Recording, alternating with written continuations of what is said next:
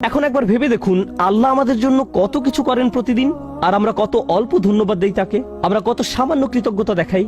তারপর আমাদের যখন আবারও কিছু দরকার হয়, প্রয়োজনটা আমরা এমনকি মুখ ফুটে চাইও না।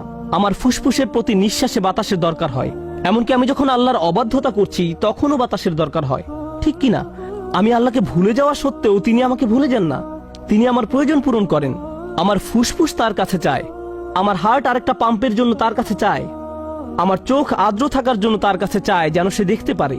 এমনকি যখন আমি চাওয়ার প্রয়োজন বোধ করি না, তখনও তিনি আমাকে দিয়ে যাচ্ছেন। আল্লাহর এত সব অনুগ্রহের শুকরিয়া আদায় করা আমার পক্ষে কখনোই সম্ভব নয়। চলুন এখন আমরা শাকুর নামের অর্থ বোঝার চেষ্টা করি।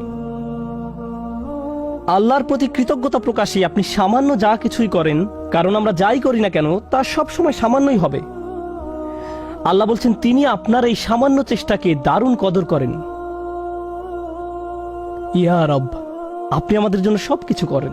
যেমন আপনাদের একটা উদাহরণ দিচ্ছি, আপনার প্রতিটি পয়সা, প্রতিটি র্যান্ড, একজন আমেরিকানের প্রতিটি ডলার, একজন পাকিস্তানের প্রতিটি রুপি, ব্যাংকে আপনার যত টাকা আছে, আপনার পকেটে যত টাকা আছে, ডেবিট কার্ড, ক্রেডিট কার্ড, যাই থাকুক না কেন, এর সবকিছু এসেছে আল্লাহর কাছ থেকে। তিনি আপনাকে প্রতিটি পয়সা দান করেছেন, আর আপনি তার থেকে খুবই সামান্য একটা পার্সেন্টেজ দান করলেন। কেউ আপনার দরজায় এসে করাঘাত করলো, আপনি তাকে সামান্য কিছু দান করলেন, কিন্তু আল্লাহ আপনাকে যা দিয়েছেন তার প্রায় সবটাই এখন আপনার কাছে রয়ে গেছে। আর আল্লাহ ভালো করেই জানেন যে আপনি অধিকাংশই নিজের কাছে রেখে দিয়েছেন। এখন আল্লাহ বলছেন আমি তোমার এই সামান্য দানের মহা গুণগ্রাহী। সুবহানাল্লাহ, সুবহানাল্লাহ। প্রথমত এই টাকাটা তো আমার ছিল না, এই টাকাটা তো আল্লাহরই, এটা তো আমার ছিল না। আল্লাহ আমাকে দিয়েছেন এত পরিমাণ, আর আমি দান করেছি এতটুকু পরিমাণ। কিন্তু আল্লাহ এই অল্প দানেরও দারুণ কদর করে থাকেন। তিনি আমার এই নগণ্য দানও স্বীকার করেন। আমাদের প্রতি আল্লাহর নাম আশ-শাকুরের অনুগ্রহ এটি, আশ-শাকুর নামের অনুগ্রহ এটি। আর শাকুর নামটি আরো দুইটি নামের সাথে যৌথভাবে এসেছে, গফুরুন শাকুর এবং শাকুরুন হালিম। আমার কাছে এই ব্যাপারটা অসাধারণ চমকপ্রদ লেগেছে। গফুরুন শাকুর মানে আমরা যখন নামাজ পড়ি, আল্লাহ আমাদের নামাজ পড়া পছন্দ করেন। আর আমাদের নামাজে কত শত ভুল থাকে। নামাজে কত মানুষ দুনিয়াবী বিষয় নিয়ে চিন্তা করে, কত মানুষ চিন্তা করে তারাবি কি 14 নাকি 15 রাকাত হলো, কতজন মানুষের রুকু সিজদা নিখুঁত হয় এবং অন্তর আল্লাহর দিকে ঝুঁকে থাকে, কতজন মানুষ এটা অর্জন করতে পারে। এত সব ভুল থাকা সত্ত্বেও আল্লাহ কি করেন? মনে করুন নামাজ যদি একটি বিল্ডিং নির্মাণ করার মতো হয়, আপনি আল্লাহকে দিয়েছেন কয়েকটি ভাঙা ইট মাত্র। আল্লাহ কি করেন? আল্লাহ আপনার এই সামান্য ভাঙা ইটের টুকরাগুলো নিয়ে আপনার জন্য বিশাল এক দালান তৈরি করে দেন। তারপর তিনি কি করেন? গাফুর নামের দয়ায় এটাকে পূর্ণ এক দালানে পরিণত করার পর তিনি কি করেন? তিনি আপনার এই নামাজ পড়াকে সমাদর করেন, এই সুন্দর বিল্ডিং এর সমাদর করেন যেটা আপনি নির্মাণ করেননি। এভাবেই আল্লাহ আমাদের জন্য গাফুরুন শাকুর। অর্থাৎ এমনকি আমাদের সওয়াবের কাজেও ত্রুটি রয়েছে, খুঁত রয়েছে।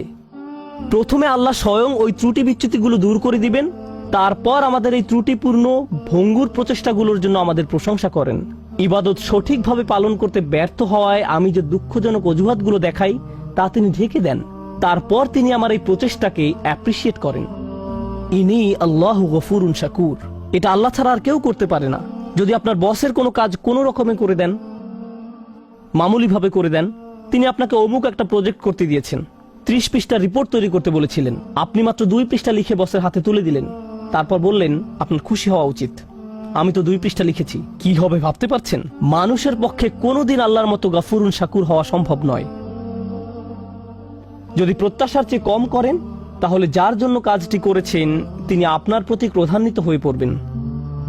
কিন্তু আল্লাহ বলছেন তুমি তো অন্তত চেষ্টা করেছো, আমি তোমার ত্রুটিগুলো ঢেকে দিচ্ছি।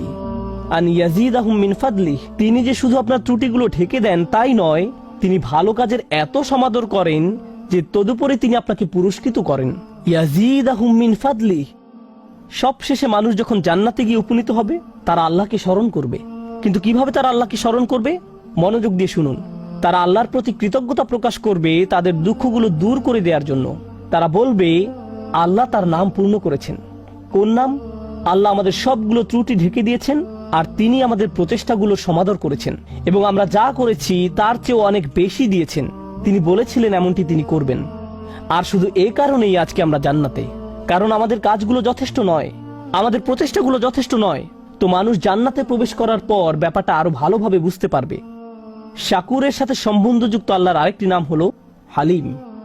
এটাও আল্লাহর খুবই শক্তিশালী একটি নাম। হালিম এর অনেকগুলো অর্থ রয়েছে, একটি অর্থ তুলে ধরব।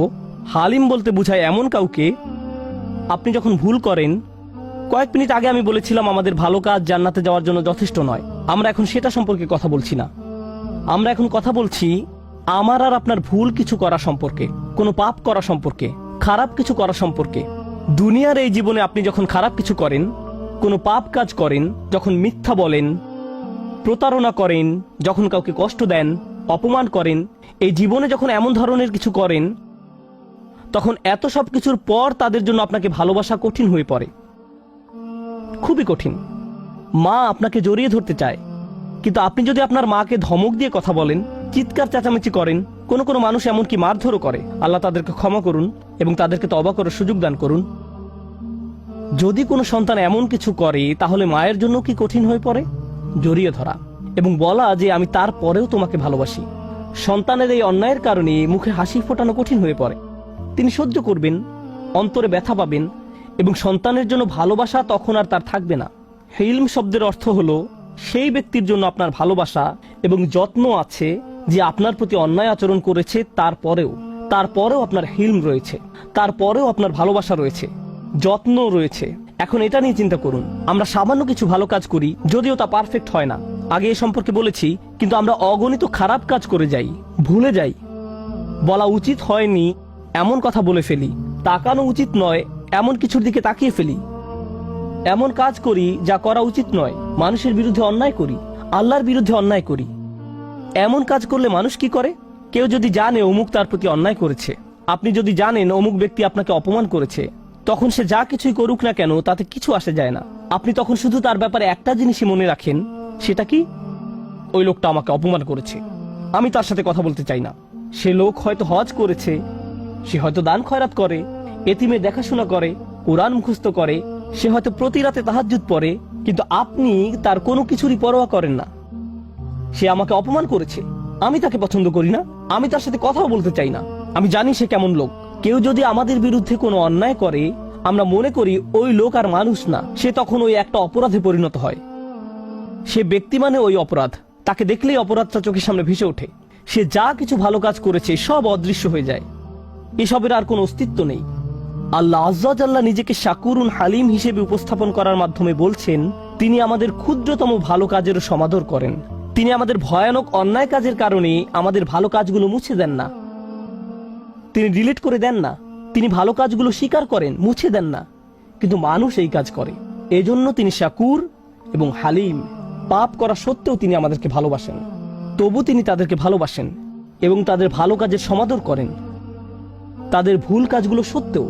ভাবতে পারেন, আয়েশা রাদিয়াল্লাহু তাআলা আনহা হলেন আমাদের মা। রাসূলুল্লাহ সাল্লাল্লাহু আলাইহি সাল্লামের সময়কালে কিছু মুসলিম রাদিয়াল্লাহু আনহুম তার সম্পর্কে এমন কিছু কথা বলে ফেলেন যা বলা উচিত ছিল না। তারা এই অন্যায় কাজে জড়িয়ে পড়ে। যখন তারা এসব বলা বলি করছিল, আবু বকর রাদিয়াল্লাহু তাআলা আনহু খুবই মনক্ষুণ্ণ হয়ে পড়েন। তিনি ছিলেন আয়েশার বাবা, তিনি আবার রাসূলুল্লাহ সাল্লাল্লাহু আলাইহি সাল্লামের খুব কাছের মানুষ ছিলেন। কেউ যদি আপনার মেয়ের বিরুদ্ধে কিছু বলে, তখন আপনার কেমন লাগবে? কিভাবে এমন কথা সহ্য করবেন? আর আল্লাহ আজ্জা ওয়া জাল্লা এমন মানুষদের বর্ণনা দিচ্ছেন যারা হযরত আয়েশা রাদিয়াল্লাহু তাআলা আনহা সম্পর্কে বাজে কথা বলেছিল। তোমার উচিত তাদেরকে ক্ষমা করে দেয়া। তাদের একজন মক্কা থেকে এসেছিলেন, এই ঘটনা মদিনায় ঘটে, কিন্তু তিনি কোথা থেকে এসেছিলেন? মক্কা। তিনি আবার বদর যুদ্ধে অংশগ্রহণ করেছিলেন। আল্লাহ হলেন হালিম। তিনি তাদের ভুলগুলোর আলোকে তাদের সম্পর্কে কথা বলার পরিবর্তে তাদের ভালো কাজগুলোর আলোকে তাদের সম্পর্কে কথা বলেন। আল্লাহ তাদের ভুল কাজের কারণে তাদের ভালো কাজগুলো নির্মূল করে দেননি। তিনি আবু বকর রাদিয়াল্লাহু তাআলা আনহুকে উৎসাহিত করেন এই বলে, আলা তুহিব্বুনা ইয়াগফিরাল্লাহু লাকুম, তোমরা কি কামনা করো না যে আল্লাহ তোমাদেরকে ক্ষমা করেন? তিনি তাকে ক্ষমা করে দেওয়ার জন্য উৎসাহ প্রদান করেন। সুবহানাল্লাহ। এটা হলো মানুষের জন্য আল্লাহর হিলম, মানুষের জন্য আল্লাহর হিলম। আমাদের হিলমের অভাব রয়েছে, কিন্তু আল্লাহর কাছ থেকে আমাদের নিজেদের জন্য আমাদের এটা দরকার। ভাবতে পারেন, আমরা অন্যদের সাথে যেমন আচরণ করি, আল্লাহ যদি আমাদের সাথে তেমন আচরণ করতেন। কেউ খারাপ কিছু করলে আমরা তার অন্য কোনো ভালো কাজের মূল্য প্রদান করি না।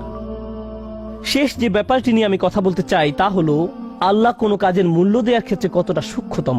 ওয়ালা ইয়াতাউনা মাউতিআন।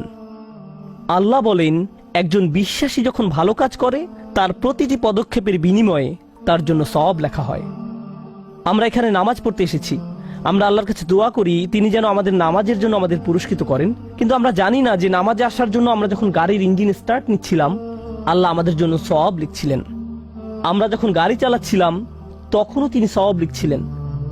চাকার প্রতিটি ঘূর্ণয়নের বিনিময়ে আল্লাহ সওয়াব লিখছিলেন। ডিজেল এবং গ্যাসোলিন কেনার জন্য আমরা যত টাকা খরচ করেছি তার জন্য আল্লাহ সওয়াব লিখছিলেন। মসজিদে আসার সময় যখন উজু করার জন্য যাচ্ছিলাম প্রতিটি পদক্ষেপের জন্য আল্লাহ সওয়াব লিখছিলেন।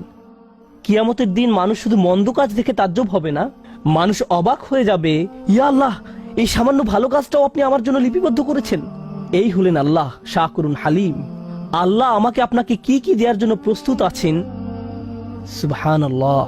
শুধু এই ভাবনাই আমাদের অবাক করে দেয়। আল্লাহ আজ্জা ওয়া জাল্লা আমাদেরকে তার প্রতি কৃতজ্ঞ করে তুলুন, যেন আমরা তার প্রতি শুকরিয়া আদায় করতে পারি। আল্লাহ আমাদের কাছে সামান্য যা কিছু চেয়েছেন তা যেন দিতে পারি। তিনি আমাদের কাছ থেকে বেশি কিছু চান না, তিনি আমাদের নিকটে বেশি আশা করেন না। আমরা সামান্য একটু যদি তাকে প্রদান করি আল্লাহ তা বহু গুণে বহু গুণে বহু গুণে বৃদ্ধি করে দেন।